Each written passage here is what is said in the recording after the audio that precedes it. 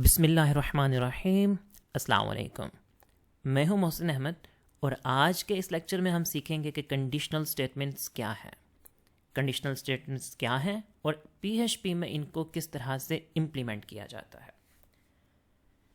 Conditional statements हमारे पास कुछ ऐसी स्टेटमेंट्स हैं, एक ऐसा स्ट्रक्चर है, कोडिंग का एक ऐसा कॉन्सेप्ट है प्रोग्रामिंग का, जो कि हमें ये एबिलिटी प्रोवाइड करता है कि हम मल्टीपल ऑप्शंस में से कोई एक ऑप्शन चूज़ कर सकते हैं।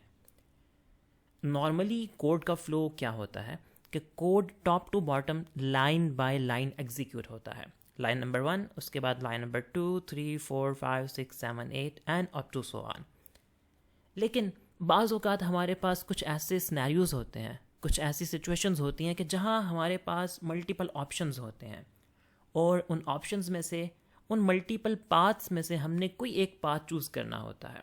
और जब भी हम किसी चीज़ की सिलेक्शन करते हैं तो वो जो सिलेक्शन होती है वो किसी कंडीशन पे डिपेंड करती है। इसको आप यूँ समझ लें कि आप कोई मोबाइल फ़ोन परचेज़ करना चाहते हैं और आपके सामने बहुत सारे मोबाइल फ़ोन्स के ऑप्शंस हैं और उसमें से आप कोई एक मोबाइल फ़ोन चूज़ करना चाहते हैं, तो ऑब्वियसली किसी कंडीशन के क्राइटेरिया को मीट करके आप चूज़ करेंगे। आपका बजट क्या है, आपकी पसंद क्या है, रिक्वायरमेंट क्या है, यूजेज क्या है, मल्टीपल क्राइटेरिया हो सकते हैं। तो जिस मोबाइल फ़ोन पे वो क्राइटेरिया फिट आएगा आप वो मोबाइल परचेज़ कर लेते हैं। यही कॉन्सेप्ट एग्जैक्टली रेप्लिकेट किया जाता है, इम्प्लीमेंट किया जाता है प्रोग्रामिंग में। ये प्रोग्रामिंग फंडामेंटल्स का एक कॉन्सेप्ट है। इसकी एक एग्जांपल प्रोग्रामेटिकली या सॉफ्टवेयर में आपको मैं यूँ दे सकता हूँ कि जब भी आप कहीं किसी प्लेटफॉर्म पर लॉगिन करने जाते हैं, आप वहाँ पे अपनी ईमेल यूज़र नेम प्रोवाइड करते हैं और उसके साथ अपना पासवर्ड प्रोवाइड करते हैं। और जब आप लॉगिन के बटन पे क्लिक करते हैं या टैप करते हैं तो उसके बाद दो ही पॉसिबिलिटीज़ हैं। पहली पॉसिबिलिटी, या तो आप लॉगिन हो जाएंगे और दूसरी पॉसिबिलिटी, आप लॉगिन नहीं हो पाएंगे। अब ये दो ऑप्शंस हैं आपके पास। इन दो ऑप्शंस की जो सिलेक्शन है कि आइदर आपको लॉगिन करना है या आपको लॉगिन नहीं करना बल्कि कोई एरर मैसेज देना है, ये किसी क्राइटेरिया के बेस पे होगा। अब यहाँ क्राइटेरिया क्या होगा? यहाँ एक सिंपल सा क्राइटेरिया होगा कि आपका यूज़र नेम वैलिड होना चाहिए और आपका पासवर्ड वैलिड होना चाहिए। अगर ये दोनों चीज़ें वैलिड हैं तो आपको लॉगिन की तरफ डायरेक्ट कर दिया जाएगा। अगर आपकी ये दोनों चीज़ें या इनमें से कोई भी एक चीज़ वैलिड नहीं है तो आपको एरर की तरफ डायरेक्ट कर दिया जाएगा। सो इसको कहते हैं कि हमारे पास मल्टीपल ऑप्शंस होते हैं, मल्टीपल राउट्स या मल्टीपल पाथ्स होते हैं और किसी एक कंडीशन की बेस पे हम उस पाथ को चूज़ करते हैं। और ये जो कंडीशन होती है ये हमारे पास एक एक्सप्रेशन होता है जिसमें हमारे पास 6 कंपैरिजन ऑपरेटर्स इस्तेमाल करने की कैपेबिलिटी होती है। सबसे पहले हमारे पास लेस देन का सिंबल, लेस देन का ऑपरेटर, ग्रेटर देन का ऑपरेटर, लेस देन और इक्वल टू, ग्रेटर देन और इक्वल टू का कंपैरिजन और नॉट इक्वल टू का कंपैरिजन। ये 6 तरह के ऑपरेटर्स हम यूज़ करके अपना एक कंडीशनल एक्सप्रेशन क्रिएट करते हैं। आए इसको प्रोग्रामेटिकल इम्प्लीमेंट करते हैं पीएचपी में और देखते हैं कि ये किस तरह से इम्प्लीमेंट किया जाता है। सो राइट नाउ अगर मैं देखूं तो मैं इस वक्त अपने सर्वर पे अपने लर्निंग के फोल्डर में हूं। यहाँ हम एक न्यू फाइल क्रिएट कर लेते हैं एंड लेट्स सपोज conditions.php। इस फाइल को हम सर्वर पे एक्सेस भी कर लेते हैं, conditions.php। PHP की जो कंडीशन है या किसी भी लैंग्वेज में जब कंडीशन अप्लाई करते हैं सो उसके लिए हमारे पास मल्टीपल वेज होते हैं कंडीशन को अप्लाई करने के। हमारे पास एक जो वे है कंडीशन को अप्लाई करने का, that is called if else condition. Second जो हमारे पास कंडीशनल स्ट्रक्चर को एक्सेस करने का एक मैकेनिज्म है, that is called switch case. And third one that is widely used is called ternary operator. In 3 tools को यूज़ करते हुए हम कंडीशंस को इम्प्लीमेंट कर सकते हैं। इन तीनों का यूजेज डिफरेंट है, इन तीनों की इम्प्लीमेंटेशन भी डिफरेंट है। सो सबसे पहले हम स्टार्ट करेंगे इफ़ एल्स कंडीशन से और देखेंगे कि इफ़ एल्स कंडीशन क्या है, इसको किस तरह से इम्प्लीमेंट करते हैं पीएचपी में। सबसे पहले हम पीएचपी के टैग्स स्टार्ट कर लेते हैं ताकि हम पीएचपी का कोड लिख सकें और उसके बाद हम कोई एक वेरिएबल क्रिएट कर लेते हैं। और अगर हम वेरिएबल ना भी क्रिएट करें तो उसके बगैर भी इसकी डिमॉन्स्ट्रेशन कर सकते हैं। हम इफ़ कंडीशन स्ट्रक्चर को देखें, अगर इफ़ एल्स स्ट्रक्चर, तो इफ एल्स स्ट्रक्चर की इम्प्लीमेंटेशन के लिए हमारे पास इफ का एक कीवर्ड होता है। इफ के कीवर्ड के साथ हम कोई भी कंडीशन स्पेसिफाई कर सकते हैं। फॉर एग्जाम्पल, हम इफ का कीवर्ड दें और उसके बाद कंडीशन अप्लाई कर लें 1 इज ग्रेटर दैन 0। अब 1 इज ग्रेटर दैन 0 ये या तो हमें ट्रू रिटर्न करेगा या हमें फॉल्स रिटर्न करेगा, डिपेंडिंग अपॉन कि हमारे पास ऑपरेटर कौन सा है और उसके दोनों साइड्स पे जो उसके ऑपरेंड्स हैं उनकी वैल्यूज़ क्या हैं। उसके बाद हम यहाँ पे करली ब्रैकेट्स यूज़ करेंगे और करली ब्रैकेट्स के अंदर हम जितना भी कोड लिखेंगे वो कोड सिर्फ और सिर्फ उस वक्त एग्जीक्यूट होगा जब हमारी ये कंडीशन ट्रू हो जाएगी। फॉर एग्जाम्पल, हम इस कंडीशन के ट्रू होने पे यहाँ पे कुछ मैसेज प्रिंट कर लेते हैं। Let's suppose welcome to conditional structure and there we go. हम इसको सेव करते हैं और इसको एग्जीक्यूट करते हैं। सो हमारी स्क्रीन पे एक मैसेज आ गया, वेलकम टू कंडीशनल स्ट्रक्चर। ये मैसेज इसलिए आया क्योंकि हमारी जो कंडीशन थी ये ट्रू हो गई। जो हमने यहाँ एक्सप्रेशन लिखा कंडीशन के लिए उसने हमें ट्रू रिटर्न किया। अगर हम ये कंडीशन फॉल्स कर दें, let's suppose 1 is less than 0 and we know that 1 is not less than 0, so अगर हम 1 इज लेस देन 0 का कंपैरिजन करें तो ये फॉल्स रिटर्न करेगा, ये ट्रू रिटर्न नहीं करेगा। इसका जो आंसर है वो फॉल्स आएगा। इसको सेव करें, एग्जीक्यूट करें। अब आपको स्क्रीन पे किसी किस्म का कोई भी आउटपुट नज़र नहीं आएगा and it is just because कि हमारी जो कंडीशन थी वो सेटिस्फाई नहीं हो पाई, कंडीशन ने ट्रू रिटर्न नहीं किया। और अगर कंडीशन ट्रू रिटर्न ना करे तो उसके बाद जो कंडीशन की बॉडी है, चाहे उसमें सिंगल स्टेटमेंट है या उसमें आपने डबल स्टेटमेंट लिखी हुई है, लेट्स सपोज यहाँ पे हम मल्टीपल स्टेटमेंट्स यूज़ कर लेते हैं।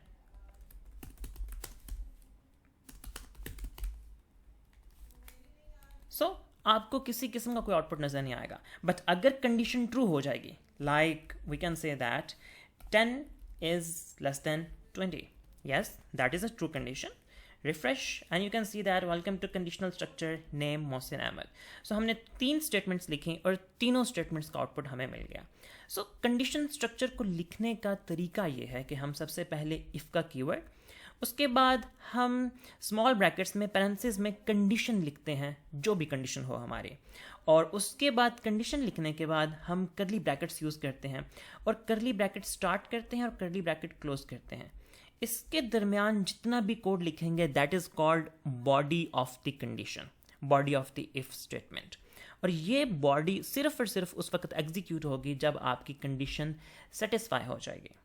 और अगर कंडीशन सेटिस्फाई नहीं होती, अगर आपके पास कोई दूसरा ऑप्शन है अदरवाइज का, कि अगर ये कंडीशन सेटिस्फाई हो जाए तो हम ये एग्जीक्यूशन करेंगे और अगर ये कंडीशन सेटिस्फाई नहीं हो पाती तो हम कुछ और एग्जीक्यूशन करेंगे, तो उसको कहा जाता है else part of the if.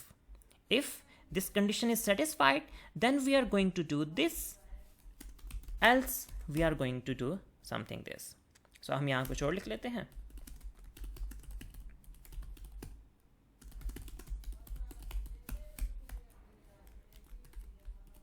There we go. So condition satisfy हो गई है तो हमारे पास ये वाला पार्ट आ रहा है। लेकिन अगर कंडीशन सेटिस्फाई ना हो पाए, जैसे for example 10 is equal to 20 and we know that 10 is not equal to 20, so condition is false. Let's refresh and you can see the condition is not satisfied. So similarly, जैसे हमने यहाँ पे 3 lines लिखी, 3, 4, 5 up to so on, जितनी भी हमें चाहिए, यहाँ भी हम मल्टीपल लाइन्स ऑफ कोड लिख सकते हैं हर तरह का। हम यहाँ प्रिंटिंग कर सकते हैं, वेरिएबल्स क्रिएट कर सकते हैं, मैनिपुलेशन कर सकते हैं, वी कैन डू लॉट्स मोर।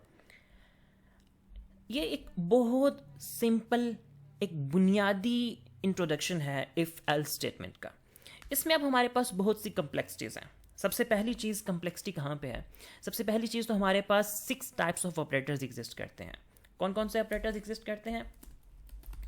हमारे पास ऑपरेटर्स हैं less than, greater than, less than equal to, greater than equal to and not equal to, और you can say that just a not operator. मैं इनको एक्सप्लेन भी कर देता हूँ। लेस देन ऑपरेटर सिंपल है, लेस देन वैल्यूज चेक करने के लिए, ग्रेटर देन वैल्यूज को चेक करने के लिए, less than equal to, less than और इक्वल टू, कि एक वैल्यू लेस भी हो सकती है और इक्वल भी हो सकती है। For example 10 is less than और equal to 20, yes it is true, और we can say that 20 is less than और equal to 20, yes 20 is equal to 20, though it's not less than but it is equal to 20, so equality यहाँ पे आ गई। इसी तरह greater than और equal to, ये दोनों चीज़ें चेक करता है, अगर ग्रेटर है तो भी ये ट्रू देता है और अगर इक्वल है तो भी ये ट्रू देता है। उसके बाद आ जाता है हमारे पास इक्वल इक्वल टू ऑपरेटर, इसको कहते हैं comparison operator, equality comparison operator. और इक्वालिटी कंपैरिजन ऑपरेटर जो है वो तभी ट्रू देगा जब दोनों वैल्यूज़ बिल्कुल सेम होगी। अगर वो वैल्यूज़ सेम नहीं होंगी तो वो आपको कभी भी ट्रू रिटर्न नहीं करेगा। Like you can see that the condition is not satisfied. उसके बाद आता है हमारे पास नॉट ऑपरेटर या not equal to operator. Not equal to operator उसकी अनइक्वालिटी को चेक करता है। For example we know that 19 is not equal to 20, so yes it is true, 19 is not equal to 20, and yes this whole expression is true. Save and refresh and you will see that welcome to conditional structure name Mohsin Ahmed, यानी हमारी condition satisfy हो गई। सो ये 6 types of operators हैं जो कि use होते हैं इफ़ एल्स स्ट्रक्चर में। इफ़ का जो कंडीशन का पार्ट होता है कंडीशन एक्सप्रेशन के लिए, और ये जो एक्सप्रेशन होता है इस एक्सप्रेशन को कहा जाता है ये एक बूलियन एक्सप्रेशन है, क्योंकि ये एक्सप्रेशन एट द एंड आपको या तो ट्रू रिटर्न करेगा या फॉल्स रिटर्न करेगा, इसके अलावा कोई तीसरी चौथी वैल्यू ये आपको रिटर्न नहीं कर सकता।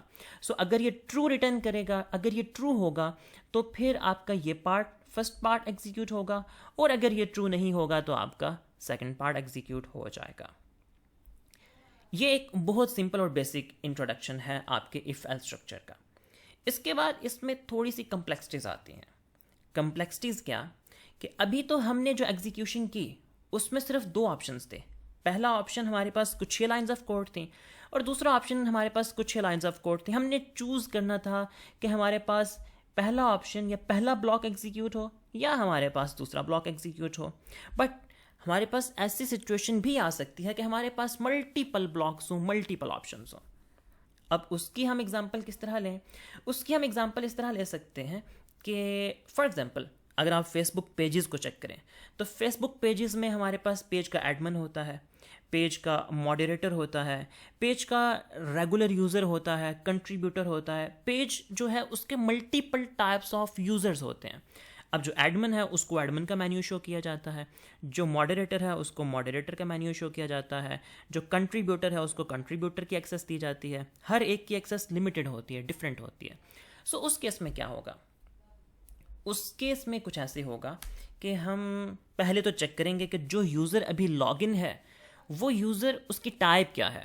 अब यहाँ पे हम कोई लॉगिन का मैकेनिज्म तो इम्प्लीमेंट नहीं करने जा रहे हैं, हम यहाँ लॉगिन को सिमुलेट तो नहीं करेंगे, लेकिन हम यहाँ फ़र्ज़ कर लेंगे कि एक यूज़र लॉगिन है और उसकी टाइप हमारे पास एक वेरिएबल में सेव है।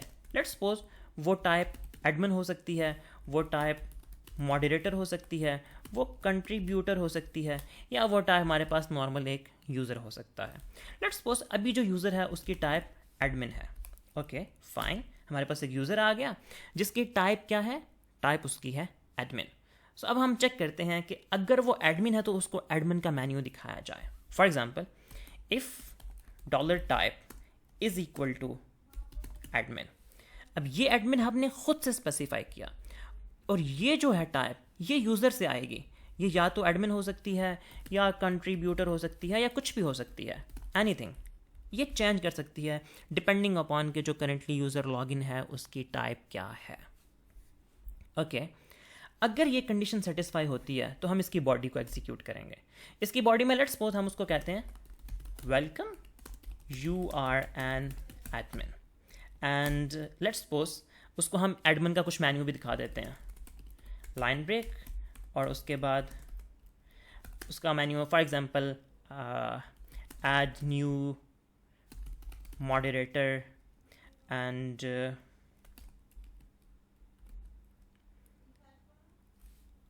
ओके हम इसको यूँ कह लेते हैं you are watching admins menu. Fine, that's enough. Save करते हैं और इसको रिफ्रेश करते हैं और आप देख सकते हैं यहाँ पे हमारे पास मैसेज आ गया welcome you are an admin, you are watching admins menu. Okay हम यहाँ लाइन ब्रेक्स कर लेते हैं ताकि हमारा कोड जो है वो मिक्स ना हो, something like that, and you can see that welcome you are an admin, you are watching admins menu. Great. अब हम आगे मूव करते हैं व्हाट इफ़ कि ये जो यूज़र टाइप थी ये एडमिन नहीं थी. फॉर एग्जांपल हमारे पास जो लॉगिन हुआ वो मॉडरेटर था. Save and refresh. ओके, अगर वो मॉडरेटर है फिर उसको एडमिन की चीज़ें तो उसको शो नहीं होंगी ऑब्वियसली. फिर हम आएंगे यहाँ पे एल्स पार्ट में. ओके, एल्स पार्ट में हमें पता है कि हम अगर ये कंडीशन सेटिस्फाई नहीं होती तो उसके बाद हम एल्स पार्ट में आ जाते हैं. That's fine. यहाँ पे हम उसको कह सकते हैं okay welcome you are a moderator. Line break करते हैं साथ ही और उसके बाद हम उसको बता देते हैं you are watching moderators menu. Save करते हैं और रिफ्रेश करते हैं. Fine, welcome you are a moderator, you are watching moderators menu. और ऐसा क्यों हुआ कि हमारी ये कंडीशन ट्रू नहीं हो पाई, हम इसके अंदर एंटर नहीं हो पाए, तो हम उसके एल्स पार्ट में आ गए. बट यहाँ पे एक प्रॉब्लम है, ये एल्स मॉडरेटर नहीं है. ये एल्स मॉडरेटर भी हो सकता है. हमारे पास अब मल्टीपल ऑप्शंस हैं.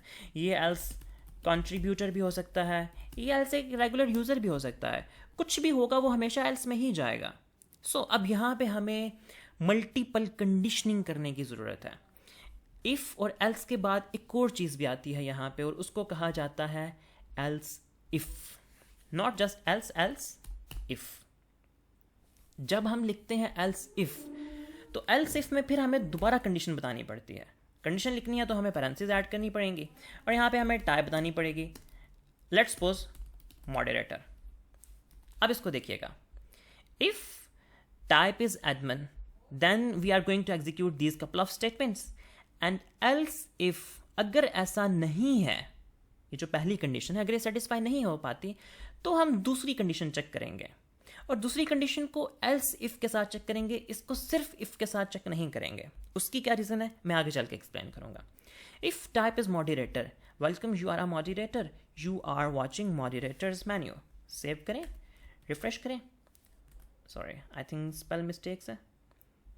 ओके, हमारे पास अब यूज़र जो है वो यूज़र टाइप जो है वो रेगुलर यूज़र की है. इसको अगर हम मॉडरेटर बना दें तो आप देख लेंगे कि अब हम मॉडरेटर का मेन्यू देख सकते हैं. मॉडरेटर की जो एक्सेस है उसको हम एक्सेस कर सकते हैं. बट अब अगेन अगर हमारे पास जो यूज़र है वो कंट्रीब्यूटर आ जाए तो क्या होगा. तो अब हमारे पास ना तो ये ब्लॉक एग्जीक्यूट होगा ना ही ये ब्लॉक एग्जीक्यूट होगा. रिफ्रेश करें तो आपके पास कोई आउटपुट नहीं आ रही. सो हमें क्या करना पड़ेगा, अब हमें एक थर्ड कंडीशन लिखनी पड़ेगी एल्स इफ के साथ. Else if type is equal to contributor and then we are going to say welcome you are a contributor.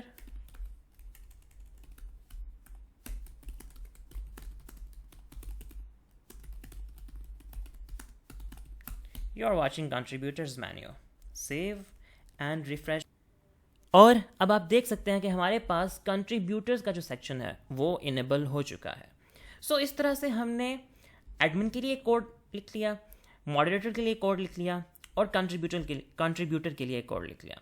और उसके बाद हमारे पास अब ऑप्शन है यूज़र का. उसको हम सिर्फ एल्स में भी लिख सकते हैं क्योंकि उसके बाद हमारे पास कोई भी और मज़ीद ऑप्शन नहीं है. अगर हमारे पास लास्ट ऑप्शन हो तो उसको हम सिर्फ एल्स में भी कंसिडर कर सकते हैं कि अगर ऐसा नहीं है तो ऐसा हो सकता है, अगर ये भी नहीं है तो ये हो सकता है, और अगर ये भी नहीं है तो फिर एट द एंड हमारे पास लास्ट ऑप्शन है. सो हम यहाँ पे कर सकते हैं एक welcome you are a regular user,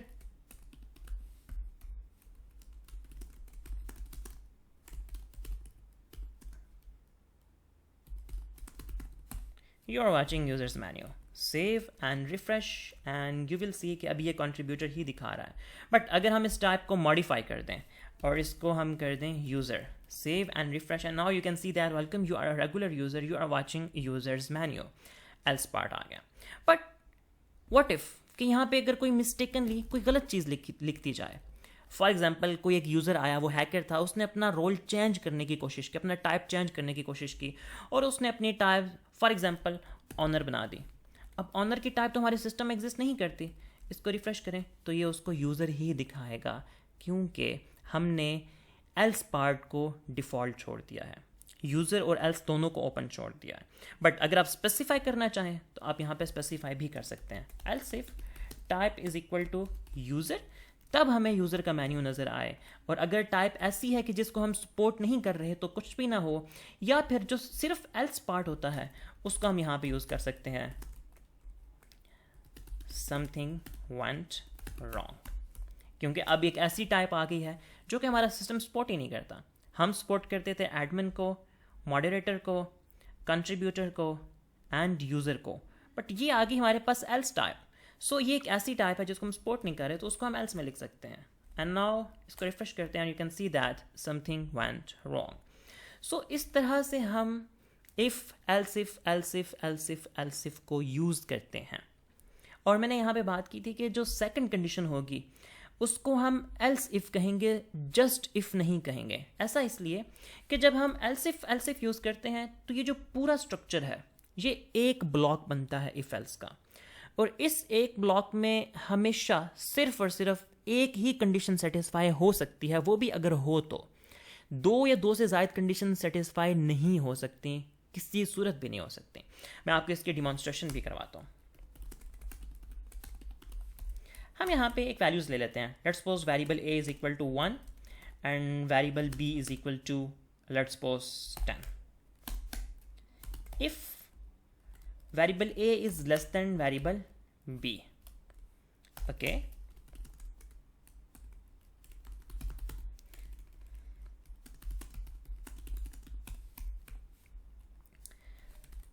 हमारे पास स्क्रीन पे आउटपुट आ गई, a is less than b, fine.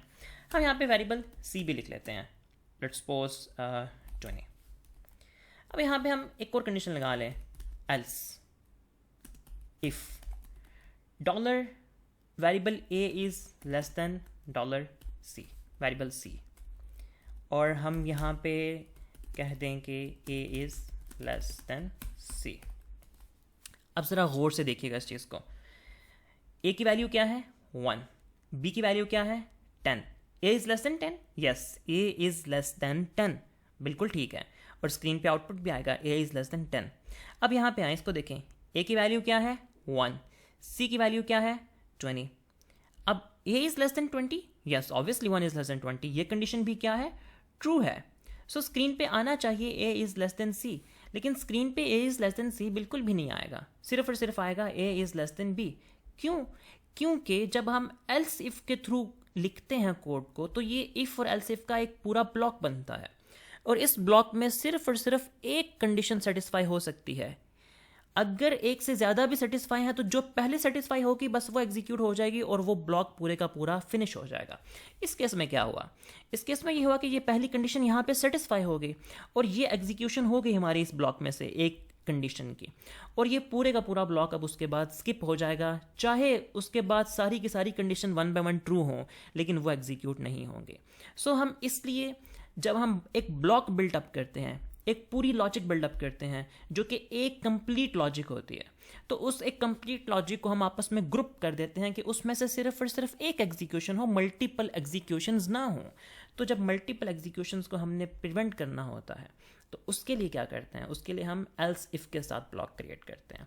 अगर हम एल्स नहीं लिखेंगे तो अगर दो कंडीशन ट्रू हैं तो वो दोनों एग्जीक्यूट हो जाएंगी। You can see that a is less than b, a is less then c, क्योंकि अब पहले वाला इफ़ एक अलग ब्लॉक है और ये वाला इफ़ एक अलग ब्लॉक बन गया। सो इसको अलग नहीं बनाना, इसको हम लिखेंगे एल्स इफ़ के साथ। और यहाँ पे एक और बात कि PHP एक ऐसी लैंग्वेज है कि जिसमें जब एल्स इफ़ लिखा जाता है तो एल्स और इफ़ के दरमियान स्पेस नहीं देनी चाहिए। नॉर्मली जो लैंग्वेजेस हैं C++, जावास्क्रिप्ट या और भी कुछ लैंग्वेजेस हैं, उनमें जब हम एल्स इफ़ लिखते हैं तो एल्स और इफ़ के दरमियान स्पेस होती है, लेकिन PHP एल्स इफ़ के दरमियान स्पेस को सपोर्ट नहीं करती। अभी जो आपने आउटपुट देखा, ठीक है, वो आउटपुट बिल्कुल ठीक था, लेकिन उसकी कुछ और रीजंस हैं, उस डिटेल्स में अभी हम नहीं जाएंगे। उन डिटेल्स को अभी के लिए हम इग्नोर करेंगे कि वो क्या था, वो क्यों एग्जीक्यूट हो रहा था, बिल्कुल ठीक। लेकिन याद रखिएगा PHP में जब भी एल्स इफ लिखें तो इसके दरमियान स्पेस नहीं देनी। सो आई होप कंडीशनल स्ट्रक्चर्स में से जो पहला था हमारे पास इफ़ एल्स स्ट्रक्चर, वो काफ़ी हद तक आपको क्लियर हो गया होगा कि कंडीशनल स्ट्रक्चर क्या है, कंडीशनल स्ट्रक्चर कैसे एग्जीक्यूट किया जाता है, और कंडीशनल स्ट्रक्चर सबसे मेन थिंग, इंपॉर्टेंट चीज़, कि इसको कब इम्प्लीमेंट करना है। सो याद रखिएगा, जब भी आपके पास कोई ऐसा सिनेरियो हो जिसमें आपके पास मल्टीपल ऑप्शंस हों और मल्टीपल ऑप्शंस में से आपने कोई एक ऑप्शन चूज़ करना हो, जब कोई ऐसा सिनेरियो हो कि आपको कोई एक ऑप्शन चूज़ करना हो, तो वहाँ पे आप यूज़ करेंगे conditional structure, if else structure. If else structure या आप यूज़ कर सकते हैं स्विच केस, या आप यूज़ कर सकते हैं टर्नरी ऑपरेटर। अभी के लिए हम स्विच केस और टर्नरी ऑपरेटर को डिस्कस नहीं करेंगे, इस लेक्चर में सिर्फ और सिर्फ हमने इफ एल्स को ही डिस्कस किया। और इफ एल्स की इम्प्लीमेंटेशन किस तरह है? इफ एल्स की इम्प्लीमेंटेशन के लिए हमें चाहिए इफ का कीवर्ड। इफ के कीवर्ड के बाद हमने कंडीशन स्पेसिफाई करनी होती है, तो कंडीशन हम लिखते हैं पैरेंथेसिस स्मॉल ब्रैकेट्स के अंदर। और कंडीशन क्या होती है? कंडीशन हमारे पास एक बुलियन एक्सप्रेशन होता है, एक बुलियन एक्सप्रेशन जो कि 6 कंपैरिजन ऑपरेटर्स को यूज़ करते हुए लिखा जा सकता है। वो 6 कंपैरिजन ऑपरेटर्स कौन से हैं? Less than, greater than, less than equal to, greater than equal to and not equal to. और ये 6 ऑपरेटर्स क्या हैं, ये मैंने आपको डिमॉन्स्ट्रेट करवाया। और इसको बुलियन एक्सप्रेशन क्यों कहते हैं? इसको बुलियन एक्सप्रेशन इसलिए कहते हैं क्योंकि ये एट द एंड आपको या तो ट्रू रिटर्न करता है या आपको फॉल्स रिटर्न करता है। So that's why it is called Boolean expression, क्योंकि ट्रू और फॉल्स जो है ये बुलियन डाटा टाइप होती है। जैसे हमने प्रीवियस लेक्चर में डाटा टाइप को डिस्कस किया था और देखा था कि हमारे पास एक स्ट्रिंग है, एक हमारे पास न्यूमेरिक डाटा टाइप है, इंटीजर और फ्लोट। इसी तरह एक और डाटा टाइप होती है बुलियन। सो दैट्स वाई इसको बुलियन एक्सप्रेशन कहा जाता है। और उसके बाद फिर हमने इसकी फर्दर कम्प्लेक्सिटी चेक की, और वो क्या थी कि अगर हमारे पास सिर्फ 2 पाथ नहीं है बल्कि 2 से ज़्यादा पाथ हैं, मल्टीपल ऑप्शंस हैं, उनमें से हमने कोई एक ऑप्शन चूज़ करना है, तो उसके लिए हमने देखा हमारे पास इफ़ एल्सिफ का ब्लॉक एग्जिस्ट करता है। और एल्सिफ को हम जब लिखते हैं तो उसमें से, उस पूरे ब्लॉक में से सिर्फ और सिर्फ कोई एक कंडीशन सेटिस्फाई होती है। मल्टीपल भी सेटिस्फाई हो सकती हैं, लेकिन एग्जीक्यूशन सिर्फ और सिर्फ किसी एक कंडीशन की ही होगी। और इसमें फर्दर भी हमारे पास कॉम्प्लेक्सिटीज़ हैं। फॉर एग्जांपल, ये जो कंडीशन है, ये हमने एक बहुत सिंपल कंडीशन यूज़ की। इसके साथ साथ हम कंपाउंड कंडीशन भी लिख सकते हैं। अब कंपाउंड कंडीशन क्या होती है? कंपाउंड कंडीशन ऐसी कंडीशन होती है कि जिसमें जो कंडीशनल एक्सप्रेशन होता है, इसमें एक से ज़्यादा कंडीशंस लिखी जा सकती हैं। एक से ज़्यादा कंडीशंस क्या लिखी जा सकती हैं?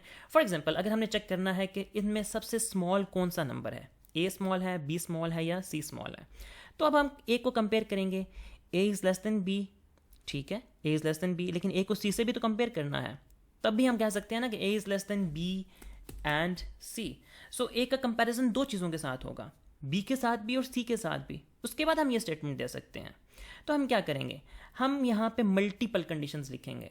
अब मल्टीपल कंडीशन जो लिखी जाती हैं वो लिखी जाती हैं बाय यूजिंग एंड और, जो हमारे पास लॉजिकल गेट्स होते हैं।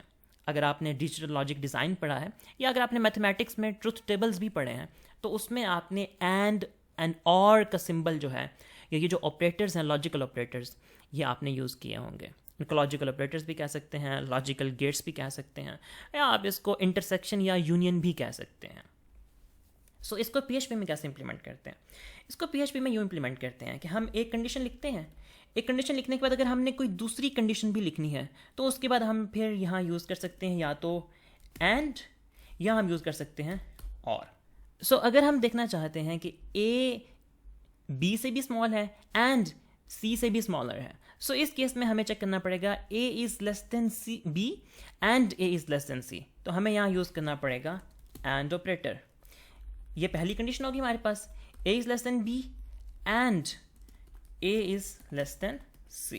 अब हमारे पास 2 कंडीशंस आ गई हैं, ये पहली कंडीशन और ये दूसरी condition. And the most important thing is that इनके दरमियान हमने लिखा है एंड।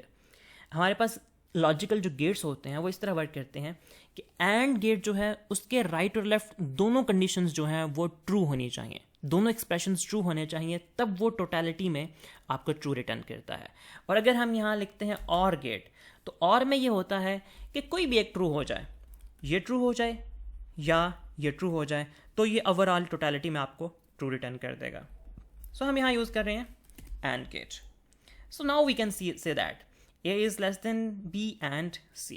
सिमिलरली अगर हम चेक करना हो B को, कि बी ए से भी लेस है एंड बी सी से भी लेस है. अगर बी दोनों से लेस है तो it means that B is less than A and C. There you go.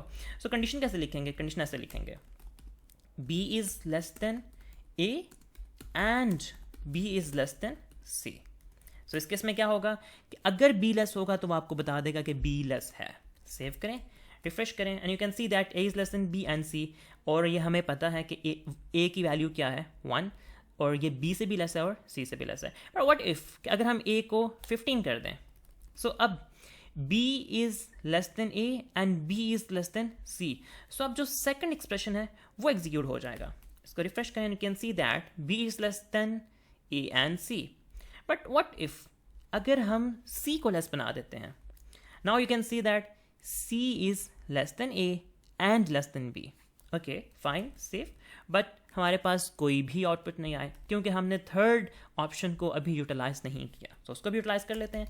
Else if $C is less than $A and $C is less than $B, then we can say that C is less than A and B.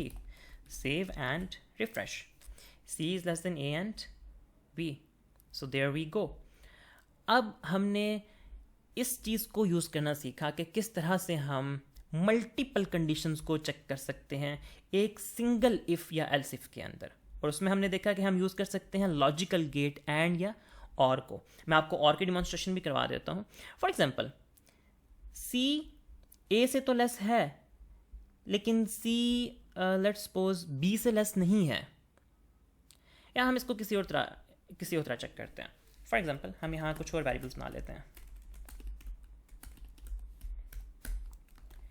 A is let's suppose 25 and b is let's suppose 35 and c is let's suppose 15. If a is less than b and a is less than c, तो क्या आएगा option? हमारे पास message तो आना चाहिए a is less than b and c. सो क्या a less than है?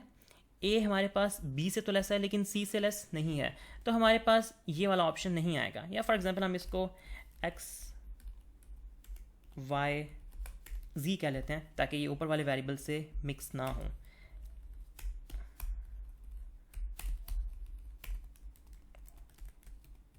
सो हमारे पास इसका बिल्कुल भी कोई ऑप्शन नहीं आया, x is less then y and z. But क्यों? क्योंकि पहली कंडीशन तो ट्रू होगी, x y से तो लेस था. 25 is less then 35, but 25 less than 15 ये फॉल्स हो गया. अब मैंने आपको पहले बताया कि जो एंड गेट है उसकी दोनों साइड्स ट्रू होंगी, यानी ये राइट साइड भी एंड लेफ्ट साइड भी दोनों साइड पे ट्रू लिखा हुआ होगा, तब ये आपको ओवरऑल ट्रू रिटर्न करेगा. और इफ कंडीशन कब एग्जीक्यूट होती है? जब ये ओवरऑल ट्रू होती है. बट अगर हम और यूज़ कर लें तो और में कोई भी एक साइड ट्रू हो जाए तो फिर क्या होता है, वो आपको ट्रू रिटर्न कर देता है. ओके, सो अब इसको एग्जीक्यूट करें तो आप देख सकते हैं x is less then y और z. सो ये होता है हमारे पास और गेट. एंड एन और गेट के थ्रू इनको यूटिलाइज करते हुए हम कंपाउंड कंडीशन जनरेट कर सकते हैं.